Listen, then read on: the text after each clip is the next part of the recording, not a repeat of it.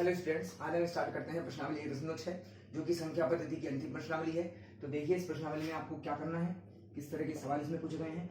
सबसे पहले सवाल है आपका ज्ञात कीजिए में आपको दिया हुआ है सवाल क्या है 64 की घात 1/2। तो किस प्रकार से हमें इनको सरल करना है, देखिए 64 की घात 1/2। यहाँ पर हमने क्या किया, 64 को हमने सरल रूप में लिख लिया। हम 64 को लिख सकते हैं घात रूप में, तो 64 को हमने घात रूप में लिख दिया कि 64 को लिख सकते हैं 8 की घात 2। और उसके बाद क्या है आपके पास 8 की घात 2 की घात 1/2। अब जैसे कि घातांक और करनी में आपने पढ़ा है क्या कि अगर किसी अंक के ऊपर एक घात है और पुनः उसके ऊपर कोई घात रखी है तो उन दोनों घातों की आपस में क्या हो जाती है, गुणा हो जाती है। तो यहाँ पर देखिए आप कि 8 की घात 2 गुणा 1/2। यहाँ 2 से ये 2 कट जाएगा, आपके पास आ जाएगा 8 की घात 1 और 8 की घात 1 का मतलब आपके पास क्या है 8। तो 64 की घात 1/2 को हम साधारण रूप में सरल करके लिख सकते हैं क्या कि 8 आ जाएगा उसका उत्तर।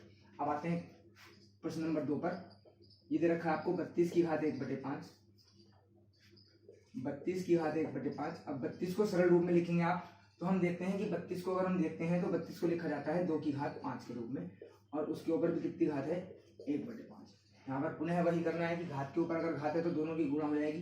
तो 2 की घात 5 गुणा 1/5, इस 5 से 5 कट जाएगा तो आपके पास रहेगा 2 की घात 1, और यानी 2 की घात 1 का मतलब है 2। तो इस प्रकार से घातांक वाली संख्याओं को या घातांक वाले सवालों को हम इस प्रकार से सरल कर सकते हैं, इस प्रकार से उनका सरलीकरण कर सकते हैं।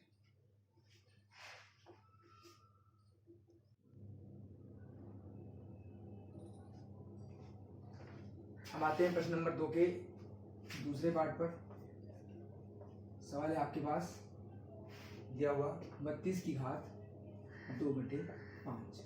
तो यहाँ पर आप देखेंगे इसको कैसे हल करेंगे आप 32 की घात 2/5, और इसको आप 32 को घात के रूप में लिखेंगे तो हम लिख सकते हैं 2 की घात 5, और पुनः इसके ऊपर घात है आपके पास 2/5। तो यहाँ पर आ जाएगा 2 की घात 5 गुणा 2/5, 5 से 5 कट जाएगा, आपके पास आ जाएगा क्या 2 की घात 1 गुणा 2 यानी कि 2 की घात 2, और 2 की घात 2 से मतलब क्या है आपका कि 2 गुणा 2, 2 की 2 बार गुणा हो जाएगी और 2 दूनी 4। इस प्रकार से आप हल कर सकते हैं। प्रश्न नंबर 2 का तीसरा पार्ट आप देखें।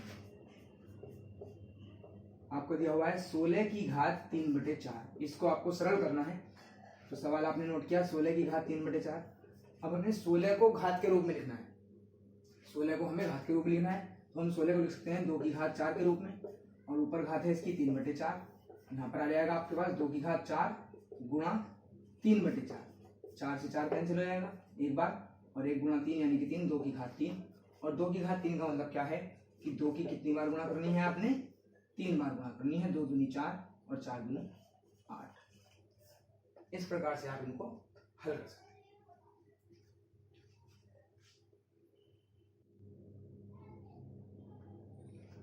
अब आते हैं प्रश्न नंबर 2 के अंतिम यानी कि भाग 4 पर। दे रखा है आपको 125 की घात -1/3, जिसको आपको हल करना है। तो देखिए 125 की घात -1/3, और यहाँ पर आप 125 को घात के रूप में लिखेंगे तो क्या रहेगा आपके पास कि 5 की घात 3, और इसके साथ है माइनस की घात 1/3। घात के ऊपर अगर घात है तो बताया गया है आपको पहले से ही कि उनकी आपस में क्या हो जाती है गुणा। तो 5 की घात 3 गुणा -1/3, 3 से 3 कट जाएगा तो यह रहेगा 5 की घात -3। या तो आप इसे यहीं पर छोड़ सकते हैं, इसको और सरल आपको करना है तो क्या ध्यान रखिए आप कि अगर किसी संख्या के ऊपर घात माइनस में है तो उस घात को प्लस करने के लिए हम उस संख्या को नीचे ले आते हैं, यानी कि हर के रूप में परिवर्तित कर देते हैं। तो यहाँ पर आ जाएगा आपके पास 1/5 की घात 1 या 1/5। इस प्रकार से आप इनको हल कर सकते हैं। अब आते हैं इसके प्रश्न नंबर 3 पर। प्रश्न नंबर 3 में भी क्या करना है आपको, ज्ञात कीजिए। तो इसी प्रकार के घात के आपको कुछ सवाल दिए हुए हैं, उनको आपको हल करना है। ज्ञात कीजिए। पहला सवाल देखिए आपके पास क्या है। पहला सवाल है आपके पास 2 की घात 2/3 इंटू 2 की घात 1/5। यहाँ पर आपको सीधे एक अंक के ऊपर घात दी हुई थी। अब यहाँ जो सवाल है आपके पास 2 अंक दिए हुए हैं, चाहे बीच में साइन प्लस या माइनस या गुणा का हो अलग बात है। तो देखिए कैसे करना है। यहाँ पर आप पहले सवाल नोट कीजिए कि 2 की घात 2/3 इंटू यानी कि गुणा 2 की घात 1/5। हम घातांक और करनी में पढ़ चुके हैं कि अगर हमारे पास एक ही आधार की दो संख्याएं हैं, यानी कि दो संख्याएं हैं जिनका आधार समान है, और आपस में उनकी गुणा हो रही है और उनकी घातें अलग अलग हैं, यानी कि भिन्न भिन्न घातें हैं लेकिन आधार कैसा है, एक जैसा है, और उनके बीच में जो ऑपरेशन है, जो क्रियात्मक चीज है वो क्या है, गुणा का चिन्ह है। तो अगर ऐसी संख्या आपके पास है तो हमें क्या करना है कि आधार अगर एक जैसा है और घातें अलग अलग हैं तो उस आधार को एक बार लिखते हैं और उन दोनों घातों को क्या करते हैं, क्या हो जाएंगी, दोनों घातें जुड़ जाएंगी, यानी कि 2/3 प्लस 1/5। क्या करेंगे आप, 2 की घात 2/3 प्लस 1/5। यहाँ पर देखिए आप क्या होगा, एलसीएम लिया जाएगा 3 और 5 का 15, और 3 से 5 को काटेंगे आप, 5 बार कटेगा, 3 पंजे 15, 5 दूनी 10 प्लस 5 तिया 15, 3 एकम 3, यानी कि 2 की घात 13/15। इस प्रकार से आप इन्हें हल कर सकते हैं।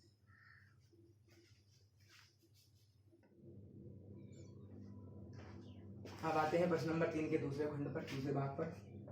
सेकंड पार्ट जो है इसका देखिए क्या है, दिया गया है आपको कि 1/3 की घात 3 और इसकी घात 7, इसको आपको सरल करना है। तो देखिए किस प्रकार से करेंगे, 1 की घात 3 की घात 3 और इस पूरी संख्या की घात कितनी है, 7। यानी कि हम लिख सकते हैं क्या कि यहाँ पर 1 की घात भी 7 है और 3 की घात 3 के ऊपर भी घात क्या है, 7 है, यानी कि दोनों में बराबर घातें हैं 7, क्योंकि कोष्टक के ऊपर घात लगी हुई है तो इसका मतलब क्या है, अंश की भी घात यही है और हर की भी घात यही है। तो आप इसे लिख सकते हैं कि 1/3 की घात 3 और इसकी घात 7, क्योंकि यहाँ पर आप 1 के ऊपर घात 7 चढ़ाएंगे तो भी आपके पास क्या आएगा, 1 आएगा, क्योंकि 1 के ऊपर कितनी भी आप घात चढ़ा लें तो वही आएगा आपके पास, क्या, 1 ही आपके पास आंसर आएगा। यहाँ पर आप लिख सकते हैं 1/3 की घात 3 गुणा 7 हो जाएगा, और यहाँ पर आप लिख सकते हैं क्या, 1/3 की घात 3 गुणा 7 यानी कि 3 7 21। इस प्रकार से आप इनको हल कर सकते हैं। इसका थर्ड पार्ट देखिए आप,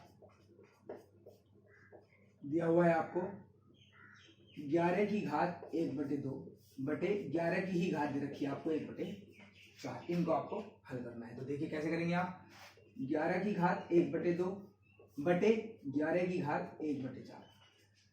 यहाँ पर यह आपको देखना होगा कि दोनों ही ऊपर नीचे 11 हैं और उन पर अलग अलग घातें हैं।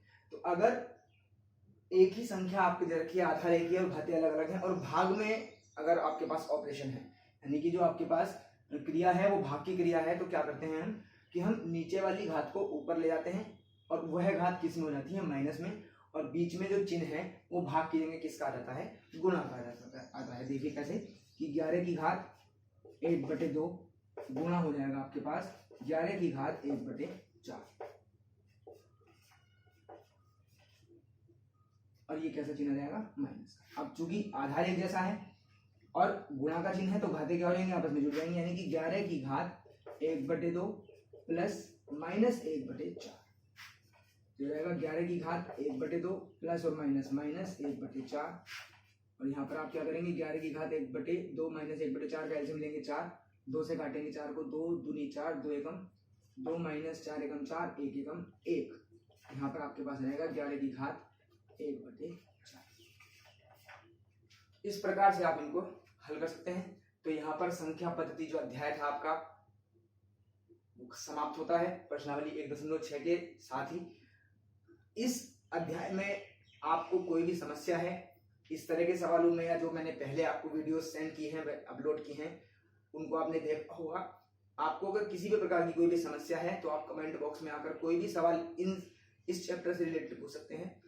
अब हम आगे स्टार्ट करेंगे जो सेकंड चैप्टर है 9th क्लास की एनसीईआरटी हिंदी माध्यमिक बुक का, जिसका नाम है बहुपद। तो हम आगे अब जो वीडियो अपलोड करेंगे वो बहुपद से रिलेटेड करेंगे। तो हमेशा इस बात का आप ध्यान रखें कि कोई भी अगर आपको चैप्टर्स पढ़ने हैं या कुछ भी करना है तो स्टार्ट होने से पहले आप उनका इंट्रोडक्शन पढ़ें। तो मैं आशा करता हूं कि जो मैं नेक्स्ट वीडियो अपलोड करूंगा उसको देखने से पहले आप संख्या पद्धति के सवालों की प्रैक्टिस करेंगे, और अगर कुछ आपको प्रॉब्लम्स होंगी तो आप मुझसे शेयर करेंगे, मैं आपको कोऑपरेट करूंगा, उसका सोल्यूशन देने का प्रयास करूंगा। और जो भी वीडियो कल अपलोड होगी बहुपद से रिलेटेड, उसके इंट्रोडक्शन के बारे में पढ़ लेना कि बहुपद क्या है, और बाकी तो मैं आपको वीडियो में सारा क्लियर कर दूंगा। Thank you.